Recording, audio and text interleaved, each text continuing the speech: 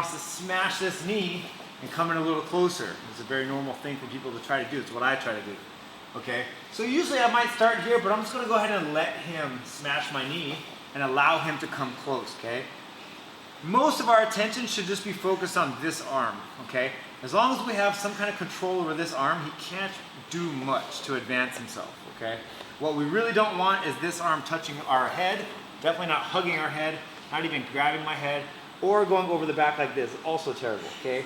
Never allow, if we're wearing a gi, don't let him grab the collar either, just as equally as bad. So just never allow this arm to make contact with anything above our chest line, shoulders, neck, head, okay, or collar. Now, what I'm gonna do is once he comes in nice and close, yeah, the closer the better, I'm gonna bring my arm around and I take the overhook on the backside. Because he went ahead and he put that arm behind my back, which is exactly what I wanted. Sometimes, if they're not doing it right away, I'll try to bait them and make it really obvious, okay? So I might, again, I'll keep some kind of control over this arm and I'll sit up and grab their back like this. And then he can't help it, but put that arm behind my back. So now I got my overhook, okay? And when you make that overhook, just tilt your head away. Make sure you guys bite up on the shoulder, okay? We're definitely not trying to be down here on the elbow or the tricep. You wanna actually try to make contact with the shoulder, okay? And then I'm gonna pull the arm up into his armpit and try to bring my fist as high up into my sternum as possible. And then what I'm gonna do is I'm gonna push on his hip with my shin. I'm trying to like stretch him out a little bit, okay? And I just wanna make him a little uncomfortable. And what I'm hoping for is that he'll put his hand on my knee, either knee, doesn't matter, but yeah, I usually am hoping they touch the top knee. And when he does that, I can go ahead and grab his wrist. And then I go ahead and let him push my knee out and I connect my hands in the process. Okay, so now I have the hands connected. So now he actually has no usable hands. The one arm is trapped behind my back and the other one is stuck. Can you posture up so they can see? The other one, posture up as much as you can, like just look up. Yeah, like that, yeah, exactly like that. So you guys can see, he can't really use. I have a 2-on-1 grip and the other one's behind my back, okay? So I can go ahead and take my knee out. Now I don't need it inside his hip anymore. And what I'm doing is I'm just gonna throw it over his back. I'm gonna try to hook onto his love handle with my heel, okay? And then we just use the bottom leg and we're gonna start just kind of walking our hips back underneath him, like this, until my leg pops out from under his guard, and then I'm free to throw the legs up over his shoulder. So he'll see it coming, and he'll definitely try to stop this leg from coming out, but it's difficult. Let's go back in. Yeah. So they might try to pinch their legs on my leg. They might try to use, if I pop my knee out, they might try to use their elbow, right? Or he might try to use his face. Sometimes just put your forehead on the mat and just kind of, crowd the whole area so I can't get it out, right? Because you know if I get this leg over your shoulder, you're getting triangle, right? So they'll do everything they can to prevent that. But this in turn gives us options for sweeping, okay? And we'll talk about that next, all right? So for right now, we're just gonna go ahead and go through the motion of the triangle. So hooking the foot on the hip, and then just use the edge of the foot and start walking your hips inward. Trying to go back underneath them until your leg pops out. When it pops out, throw it over the shoulder. Can you spin us around? Okay, so notice when I throw the leg over the shoulder, this leg, the leg over the shoulder goes down first. The other one goes on top, all right? This is the correct way to do it. Crossing like this is wrong. This leg ultimately needs to go under this one, so this doesn't make any sense, all right? It's also just a tighter bite onto his back and will help prevent him from posturing up too much, okay? So this is called the diamond. Diamond comes before triangle, okay? And so now, once I'm here, and I want to get my leg snugged up to his neck, right up onto his neck and ear, okay? I'm gonna let go of his wrist and allow him to take his arm out. So when he takes that arm out, I take my arm out also, okay? And now he has accepted the diamond position. Sometimes they'll try to punch the hand back in, yeah, go try to get in there, and they'll try to punch it back in and climb it all the way back through. So go back. So what I do is I leave the other hand in there, okay? Right in between my hamstrings, okay? I call it the butt plug, right?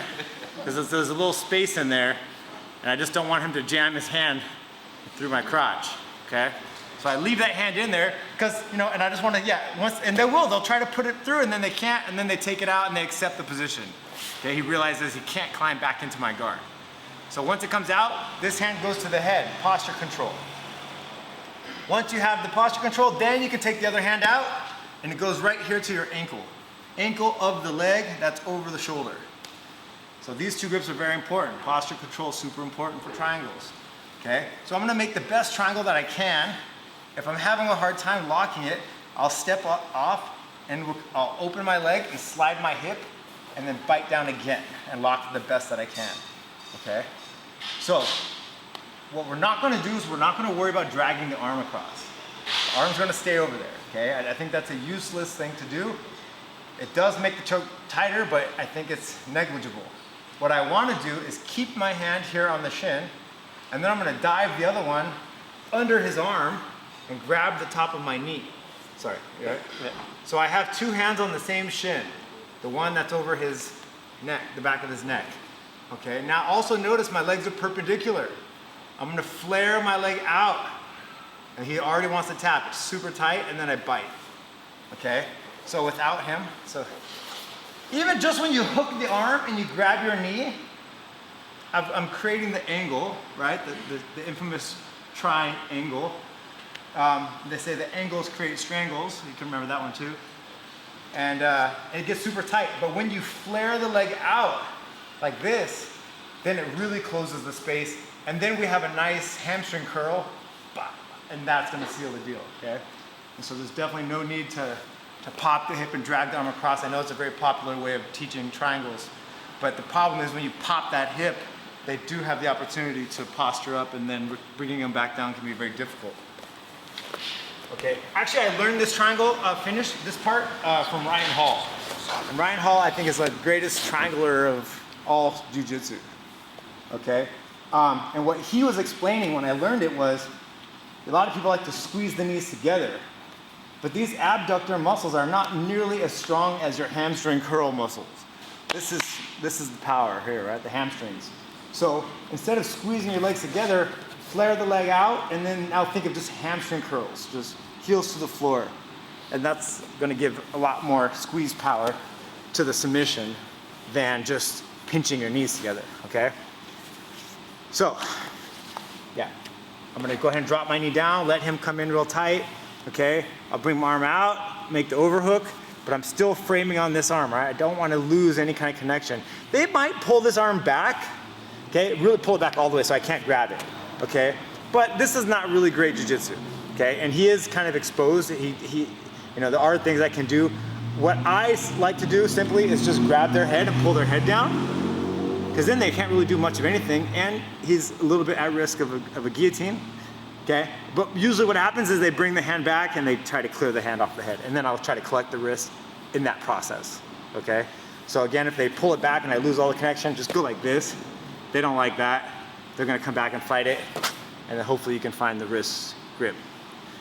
Okay, so go ahead, I'm gonna bring a hand in, grab my own wrist. Okay, so again, the grip looks like this.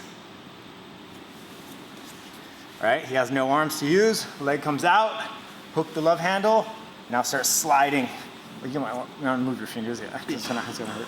Slide, slide, slide, so I'm walking my hips back underneath him till the leg pops out, throw it over his shoulder, bite down and make the diamond. Can you spin this around?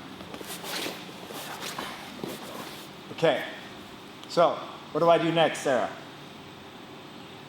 Sarah, what do I do next? Yeah, I'm gonna release his hand. When I see when he takes it all the way out, he accepts the position. Okay, I'll take my hand out and collect the head for posture control. Next, the other hand comes out. Sometimes the overhook can be difficult. Sometimes it gets stuck actually, and you're gonna have to like wiggle it out a little bit. It can be kind of tight. Or go to the shin of the leg that's over the shoulder. Okay, now I can step off, and what I like to do is I open the leg and then slide my hip, and then reclose the leg and lock. Okay, and I'm immediately diving under the arm, grabbing the kneecap, flare the leg out, and bite down with the hamstring. Okay, and I think even just when I'm flaring the leg out, it's pretty tight. Like a lot of times you don't even need to squeeze. Okay, feel good about it?